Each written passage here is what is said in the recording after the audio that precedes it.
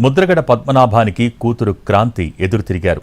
Pawan కళ్యాణ్ను తిట్టడానికే ముద్రగడను CM Jagan వాడుతున్నారని ఆయన కూతురు ఆవేదన వ్యక్తం చేశారు. కూతురికి తండ్రికి మధ్య చిచ్చు పెట్టే స్థాయికి దిగజారని మండిపడ్డారు ముద్రగడ.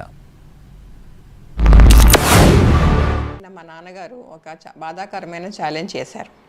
పవన్ కళ్యాణ్ గారిని ఓడించి పిఠాపురం నుండి తరిమేయకపోతే ఆయన పేరు ముద్రగడ పద్మనాభం రెడ్డిగా మార్చుకుంటారట.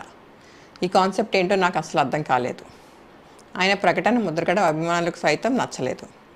వంగా గీత గారిని గెలిపించడానికి కష్టపడవచ్చు, కానీ పవన్ కళ్యాణ్ గారిని మరియు ఆయన అభిమానుల్ని కించపరిచేలా కామెంట్స్ ఉండకూడదు. మా నాన్నగారిని కేవలం పవన్ కళ్యాణ్ గారిని తిట్టడం కోసమే జగన్మోహన్ రెడ్డి గారు వాడుతున్నారు. ఈ ఎన్నికల తర్వాత ఆయనను ఎటు కాకుండా వదిలేయడం పక్కా. ఈ విషయంలో నేను మా నాన్నగారిని పూర్తిగా వ్యతిరేకిస్తున్నాను. చిన్న వీడియో రిలీజ్ చేశారండి.